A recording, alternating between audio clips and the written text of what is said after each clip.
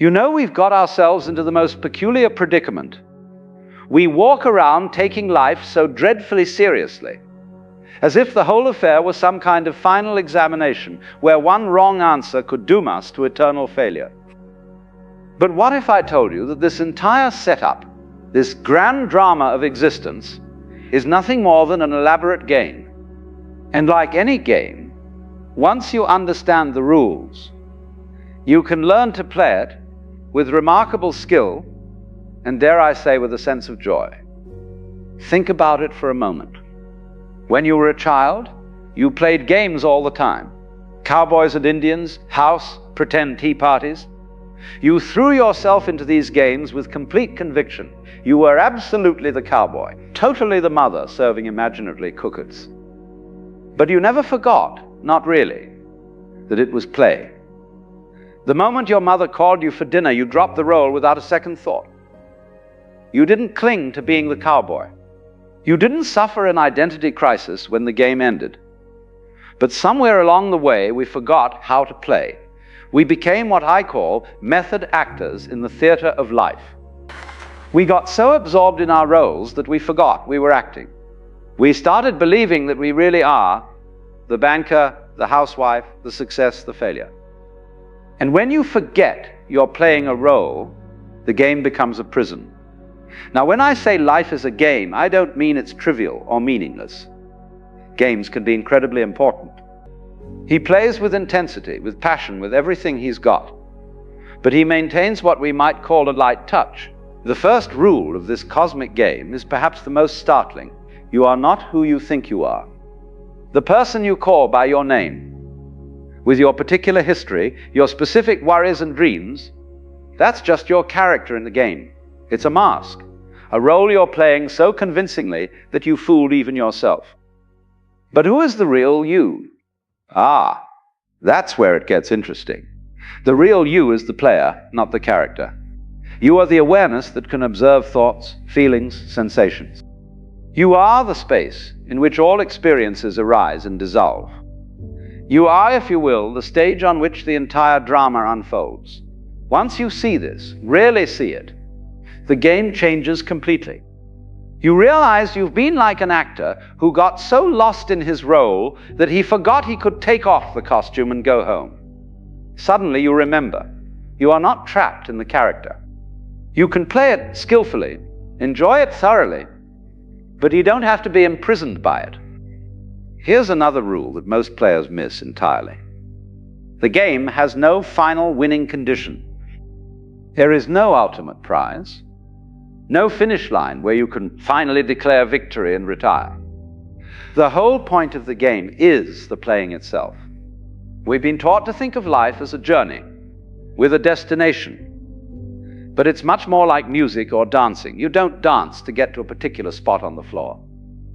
You don't listen to a symphony to get to the final note.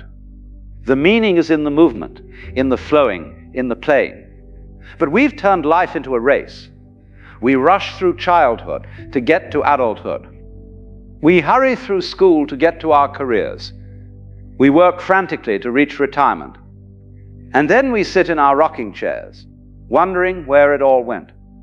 We were so busy trying to get somewhere else that we missed the only place we ever actually were, which is here, now, in this moment. The game is always happening now. Not tomorrow when you'll be happier, not yesterday when things were better, but right now. This is the only time the game is actually being played. Yet most of us are like people at a concert who spend the entire performance reading the program notes, trying to figure out what's coming next instead of listening to the music that's playing right now. Another fascinating aspect of this game is that it's completely rigged in your favor. How's that? Well, no matter what happens to you, no matter what role you find yourself playing, you can't actually lose, because you are not just your character. You are the entire game itself. Think of it this way. In a dream, you might be chased by a monster and it feels terrifying. But when you wake up, you realize you were both the one being chased and the monster doing the chasing. You were the entire dream. In the same way, you are not just one player, in the cosmic game. You are the game playing itself. This might sound like mystical nonsense, but consider this. Every person who irritates you, every situation that challenges you, they're all part of your experience. They exist in your awareness. In a very real sense, the entire universe as you know it is happening inside your consciousness. You are not a small separate being struggling in a hostile world. You are the world, looking at itself through the eyes of what you call you. Once you get this joke, and it is a cosmic joke of the highest order, your whole approach to living changes. You stop taking everything so personally. When someone criticizes you, instead of getting defensive, you might think, here's the universe playing the role of the critic. How interesting. What can I learn from this performance? When you're facing a difficult situation, instead of asking, why is this happening to me? You might ask, why am I happening to this? Because if you are the entire game, then you are not the victim of circumstances. You are circumstances, appearing to yourself as challenges to make the game interesting. Now let me address something important. This doesn't mean you become passive or indifferent. Far from it. When you know you're playing a game, you can play it with tremendous skill and enthusiasm. You can care deeply about your moves while not being devastated if they don't work out perfectly. You can love fully while not being destroyed if that love isn't returned. You can work passionately while not being crushed if your efforts don't immediately succeed. The secret is what I call playing with a light touch. It's like being a great jazz musician. You know the basic structure of the song, but you're always ready to improvise. You respond to what the other musicians are doing. You don't try to force the music into some predetermined pattern. You flow with it, play with it, dance with it. Most people approach life like they're playing classical music with a very strict conductor. Every note must be exactly as written. There's no room for spontaneity, no space for creativity. But life is much more like jazz. The basic rhythm is there, but within that rhythm, infinite possibilities exist for improvisation and play. Here's one of the most liberating rules of the game. You don't have to be consistent. You are under no obligation to be the same person you were 5 minutes ago. The character you've been playing, with all its limitations and problems, is not a permanent fixture. It's more like clothing you can change. We spend so much energy defending our self-image, protecting our reputation, maintaining our personality. But what if you could be anyone you choose to be in each moment? What if instead of being trapped by your past, you could reinvent yourself constantly? Not in a crazy, unstable way, but in a fluid, creative way that allows you to respond freshly to each situation. Children do this naturally. One moment they're a princess, the next they're a dragon, then they're a race car driver. They don't worry about consistency. They don't think, but wait, yesterday I was a princess, so I can't be a dragon today. And here's the beautiful thing. Every person you meet is you, wearing a different mask, playing a different role. That annoying colleague, that difficult relative, that stranger on the street who smiled at you, they're all you, exploring what it's like to be different characters in the great drama. When you see this, compassion arises naturally. Not the condescending kind of compassion that looks down on others, but the recognition that you're all in this together, all playing parts in the same cosmic theater. This doesn't mean everyone is the same on the surface level.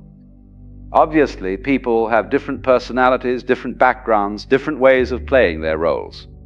But at the deepest level, the awareness looking out through their eyes is the same awareness looking out through yours. We're all windows in the same house, each with a different view, but all part of the same structure. Now, let's talk about one of the trickiest aspects of the game, the part most people find hardest to master. How do you deal with suffering? How do you play skillfully when the game seems to turn against you? When you're dealt what appears to be a losing hand? The first thing to understand is that suffering is not the same as pain. Pain is natural, inevitable. If you stub your toe, it hurts. If someone you love dies, you grieve. These are simply part of the human experience, part of what makes the game interesting and complete. But suffering, that's different. Suffering is the story we tell ourselves about the pain. It's the resistance to what's happening, the demand that life be different than it is. Pain says, this hurts. Suffering says, this shouldn't be happening. It's unfair. It means something terrible about me or my future.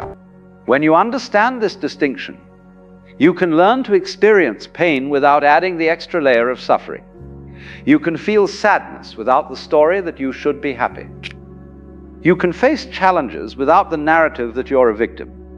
You can encounter setbacks without the drama that your life is ruined. Think of it like weather. Sometimes it rains, sometimes it shines. The sky doesn't resist the rain or cling to the sunshine. It simply allows whatever weather is happening to happen.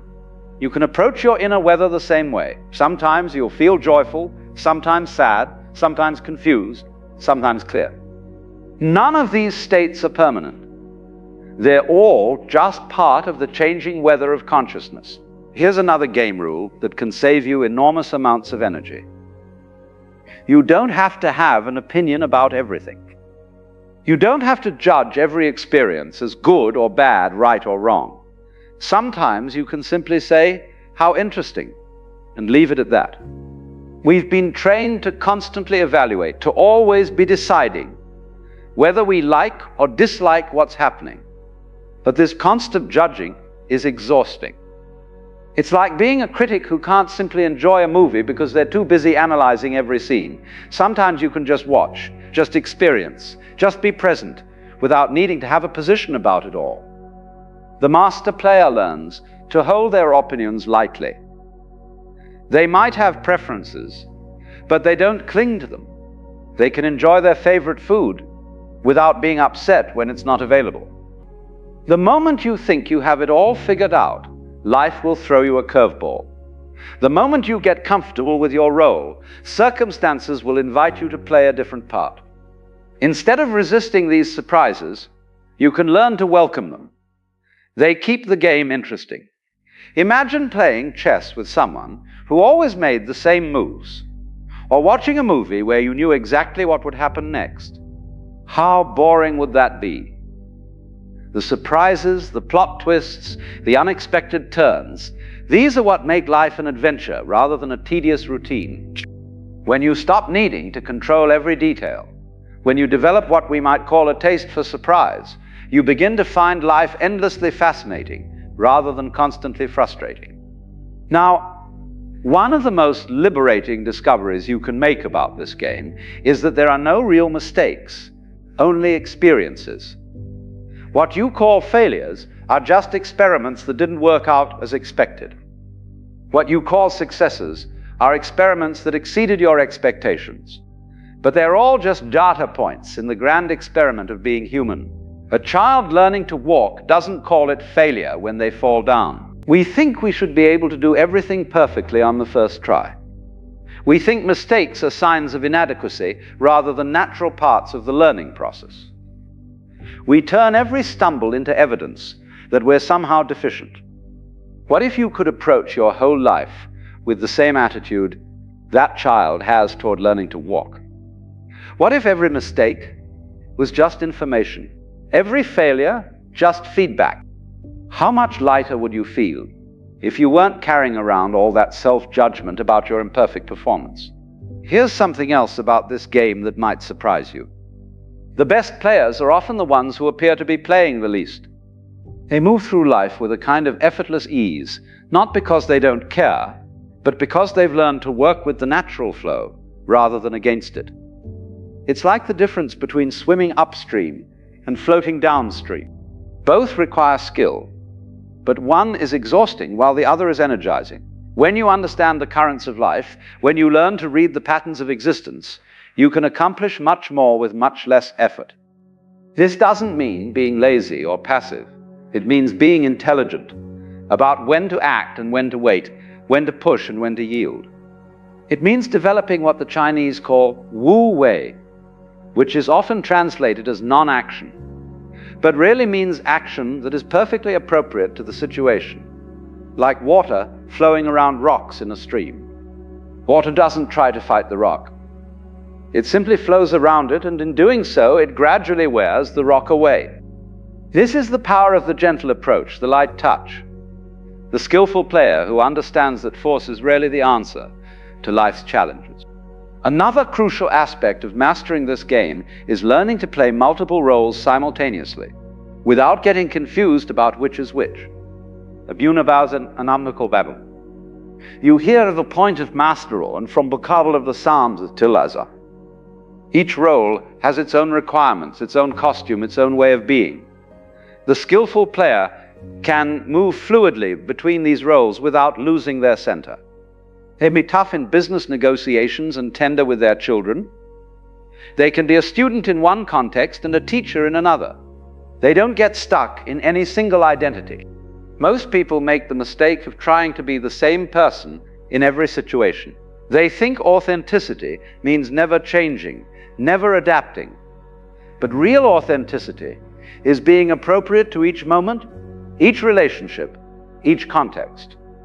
It's like being a skilled actor who can play many parts convincingly, because they understand the deeper truth that connects all roles.